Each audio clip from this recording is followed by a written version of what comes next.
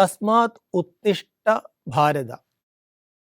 ഭഗവാൻ അർജുനനോട് എഴുന്നേക്കാൻ പറയാണ്.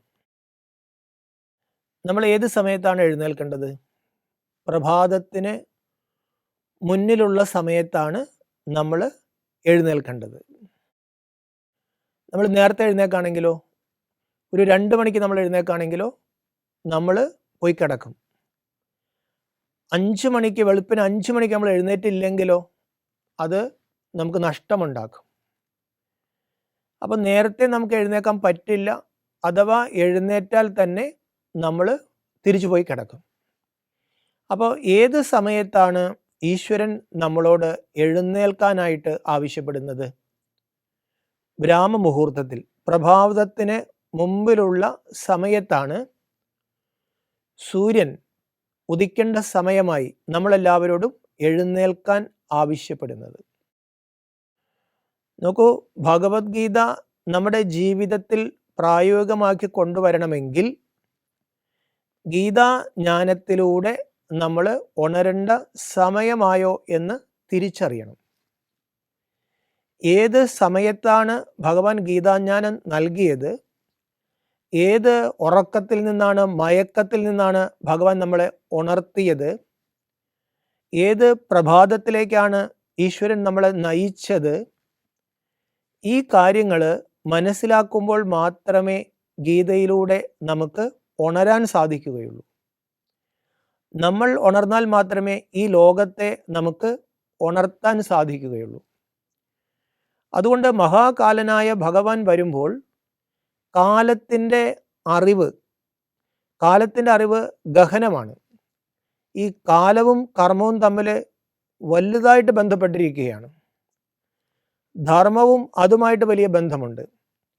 അപ്പോൾ കാലത്തിൻ്റെയും കർമ്മത്തിൻ്റെയും ധർമ്മത്തിൻ്റെയും ഗതി മനസ്സിലാക്കി തരാൻ കാലാതീതൻ, അല്ലെങ്കിൽ ത്രികാലജ്ഞാനി, അല്ലെങ്കിൽ മഹാകാലനായ ഭഗവാൻ നമ്മളെ ഉണർത്താൻ വേണ്ടി വരും.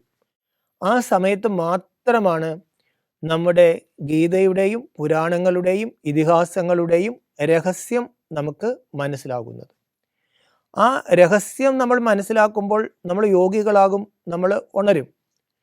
പറയാറുണ്ട്, രാജയോഗം രാസയോഗമാണെന്ന് പറയും. രഹസ്യമടങ്ങിയ യോഗമാണ് രാജയോഗം. ഭഗവത്ഗീതയിലും ഭഗവാൻ പറയുന്നു, രാജവിദ്യ രാജഗുഹ്യം. ഈ രാജവിദ്യ ഇത് രാജഗുഹ്യമാണ്. ഗഹനമായ രഹസ്യങ്ങൾ അടങ്ങിയതാണ് ഈ ഗീതാജ്ഞാനം. നമ്മുടെ ഗ്രന്ഥങ്ങളിലുള്ള മറച്ചു വച്ചിരിക്കുന്ന, അല്ലെങ്കിൽ നമുക്ക് അറിയാൻ പറ്റാത്ത ചില രഹസ്യങ്ങൾ നമുക്ക് മനസ്സിലാക്കി തന്നാണ് ഭഗവാൻ നമ്മളെ ഉണർത്തുന്നത്. ഗീതയിലെ ഒരു ഭാഗത്ത് ഒരു പരാമർശമുണ്ട്, അർജുന, ഈ അറിവ് ഞാൻ പണ്ട് കൊടുത്തതായിരുന്നു, പിന്നീട് ഇത് മറഞ്ഞു പോയതാണ്. നമ്മളത് കഴിഞ്ഞതിൽ നമ്മൾ മനസ്സിലാക്കി. സ കാലേനേഹ മഹദാ യോഗോ നഷ്ട പരന്തവ. കാലപ്രവാഹത്തിലെ അറിവ് മറഞ്ഞുപോയി. അപ്പോൾ അർജുനൻ്റെ ഒരു ചോദ്യം വ്യാസമഹർഷി അവിടെ എഴുതി വച്ചിട്ടുണ്ട്. ഭഗവാനെ, അങ്ങ് ഇപ്പോഴാണല്ലോ എനിക്ക് അറിവ് നൽകിക്കൊണ്ടിരിക്കുന്നത്, നമ്മൾ ഈ സമയത്താണല്ലോ ഇവിടെ നിൽക്കുന്നത്. അപ്പോൾ അങ്ങ് പണ്ട് ഈ അറിവ് കൊടുത്തു എന്ന് പറഞ്ഞാൽ എനിക്കത് മനസ്സിലാകുന്നില്ല. ഇപ്പോൾ നമുക്ക് ഗീത വായിച്ചാൽ മനസ്സിലാക്കാൻ പറ്റാത്തൊരു 4 വരി അവിടെ കിടപ്പുണ്ട്.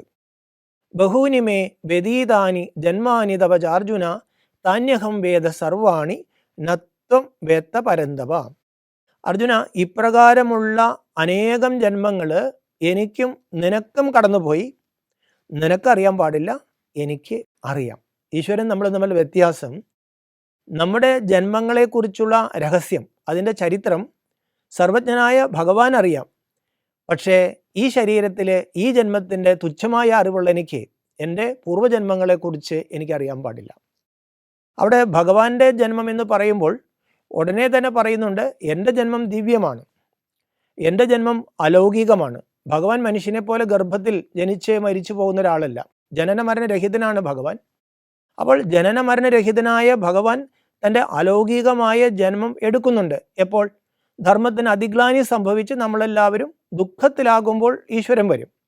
അങ്ങനെയുള്ള ഭഗവാന്റെ അവതാരങ്ങൾ ഈ കാലചക്രത്തിൽ അനേക പ്രാവശ്യം നടന്നു കഴിഞ്ഞതാണ്. എന്നാൽ ഒരു ചക്രത്തിനകത്ത് ജീവാത്മാവിൻ്റെ അനേക ജന്മങ്ങളും കടന്നുപോയി. അപ്പോൾ ആ അവസാന ജന്മത്തിൽ മാത്രമേ ഭഗവാനെ തുടക്കം മുതലുള്ള ജന്മങ്ങൾ പറഞ്ഞു കൊടുത്ത് ഈ അവസാനത്തിൽ നിന്നും ആദിയിലേക്ക് ഈ നമ്മളെ തിരിക്കാനും ഈ ലോകത്തെ തിരിക്കാനും ഈശ്വരന് സാധിക്കുകയുള്ളൂ. അപ്പോൾ ആദി മധ്യ അന്ത്യത്തിൻ്റെ അറിവ് ഈശ്വരൻ ആ സമയത്ത് ഗീതാജ്ഞാനം നൽകുന്ന സമയത്ത് ജീവാത്മാവിന് കൊടുത്തിട്ടുണ്ട്. അത് മനസ്സിലാകുമ്പോഴാണ് ജീവാത്മാവിനെ അർജുനന് മനസ്സിലാകുന്നത് ഞാൻ ഉണരേണ്ട സമയമായി. വേറെ ഒരു സമയത്തും നമ്മളെ ഉണർത്താൻ സാധിക്കുകയില്ല. നോക്കൂ, ഒരു ദിവസത്തിൽ 24 മണിക്കൂറുണ്ട്, ഒരു വർഷത്തിൽ 12 മാസമുണ്ട്. ഇത് ചാക്രികമായിട്ട് ഇങ്ങനെ തിരിഞ്ഞുകൊണ്ടിരിക്കുകയാണ്. ഇതിനാർക്കും തടുക്കാൻ പറ്റില്ല. ഇത് എവിടെ നിന്ന് ആരംഭിച്ചു, എവിടെയാണ് അവസാനിക്കുന്നത്, ആർക്കും പറയാൻ സാധിക്കുകയില്ല. അതുകൊണ്ട് ഭഗവത്ഗീത പറയാണ്, ഈ പ്രപഞ്ചചക്രം അനാദിയാണ്. പ്രകൃതി പുരുഷം ചൈവ വിദ്യാനാദി ഉഭാവപി. 2 ഘടകങ്ങൾ ഈ പ്രപഞ്ചത്തിലുണ്ട്. പ്രകൃതിയുമുണ്ട്, അതേപോലെ ആത്മാവ് അല്ലെങ്കിൽ ചൈതന്യം, ബോധം, ചിത്തജഡം നമ്മൾ പറയും. ഈ ചിത്തും ജഡവും അത് അനാദിയാണ്. അതായത് കാലത്തിൽ ഒരു ആരംഭം പറയാൻ സാധിക്കുകയില്ല. അതിനൊരു തുടക്കം ഇല്ലാത്തത് കൊണ്ട് അതിനൊരു അവസാനവുമില്ല. പിന്നെ അതെങ്ങനെ നീങ്ങിക്കൊണ്ടിരിക്കുന്നു? മയാത്യക്ഷേണ പ്രകൃതി സൂയദേശ ചരാചരം. എൻ്റെ അത്യക്ഷതയിൽ ഈ ചരാചര പ്രപഞ്ചം തിരിഞ്ഞുകൊണ്ടിരിക്കുകയാണ്. അപ്പോൾ എന്തായാലും ചാക്രികമായ ഒരു ഗതിവിഗതിയിൽ ഈ പ്രപഞ്ചചക്രം ജീവാത്മാവും പ്രകൃതിയും അടങ്ങിയ ഒരു ചക്രം തിരിയുന്നുണ്ട്. ഈ ചക്രത്തെക്കുറിച്ചുള്ള സൂചനകൾ നമ്മുടെ പുരാണത്തിൽ കാണാമെങ്കിലും ഇതിൻ്റെ കാലഗണനയെക്കുറിച്ച് ധാരാളം അഭിപ്രായ വ്യത്യാസങ്ങൾ ഉള്ളതുകൊണ്ട് ഉണരേണ്ട സമയമായോ എന്ന് നമുക്കാർക്കും പിടികിട്ടുന്നില്ല. ഈശ്വരൻ വരുന്ന സമയത്താണ് നമുക്ക് ഉണരേണ്ട സമയമായി എന്ന് മനസ്സിലാവുന്നത്. അതിന് കാരണം എന്താണ്? ഈശ്വരൻ ഈ ചക്രത്തെക്കുറിച്ചുള്ള പൂർണ്ണമായ അറിവ് ആ സമയത്ത് ജീവാത്മാവിന് കൊടുക്കുന്നുണ്ട്.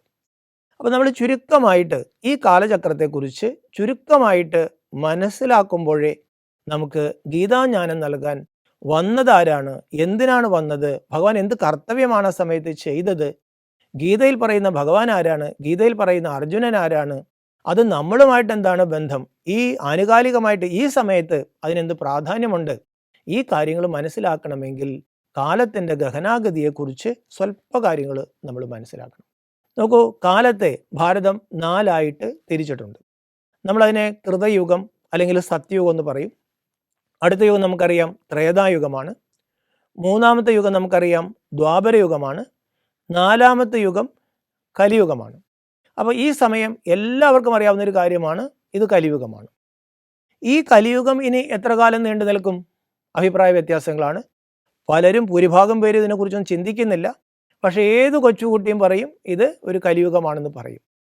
ഈ കലിയുഗം ഭാരതത്തിലെ ചില കാലഗണന അനുസരിച്ച് ഏതാണ്ട് 4,28,000 വർഷമുണ്ട്. അതായത് 4,32,000 വർഷമാണ് ചില കാലഗണന അനുസരിച്ച് കലിയുഗം. അതിലേതാണ്ട് 5000 ചില്ലാൻ വർഷം കഴിഞ്ഞു പോയി. അപ്പോൾ ഇനി നമ്മൾ 4,28,000 വർഷവും കൂടി ഈ കലിയുഗത്തിൻ്റെ ഉറക്കത്തിൽ കിടക്കണം. വീണ്ടും വീണ്ടും ദുരിതങ്ങളിലേക്ക് പോകുള്ളൂ. ഇനി ഏത് ദൈവം വന്നാലും ലോകം നന്നാവില്ല. അപ്പോൾ ഇത് തന്നെയാണ് നമ്മൾ ഉണരാനുള്ള ഒരു തടസ്സം. അതായത് ഇനിയും ഈ കാലം നീണ്ടു നിൽക്കുകയാണ്. അപ്പോൾ ഈ കാലത്തിൻ്റെ ഒരു പൂർണ്ണമായൊരു ചിത്രം നമ്മുടെ മനസ്സിൽ വരുമ്പോഴേ നമുക്കിതെല്ലാം വ്യക്തമാകുകയുള്ളൂ.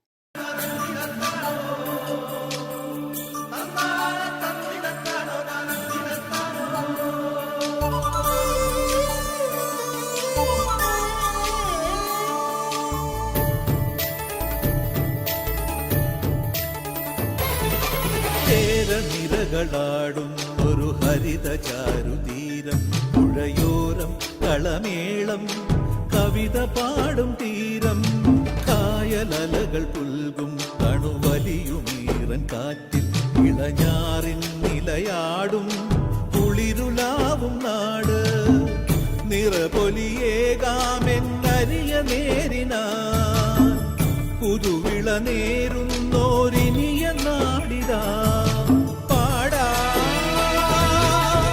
കുട്ടനാടിൻ നീളം, കേരനിരകളാടും ഒരു ഹരിത ചാരുതീരം, പുഴയോരം കളമേളം കവിത പാടും തീരം.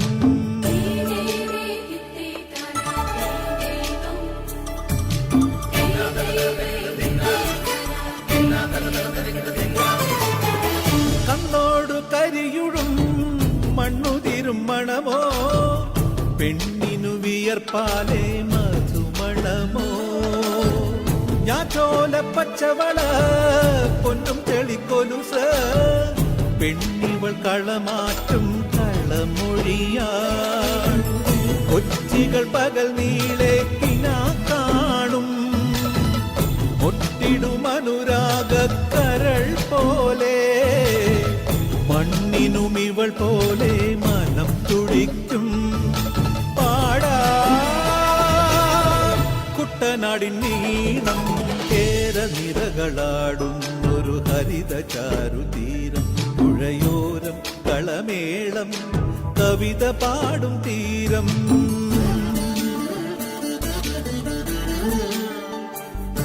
Thank you.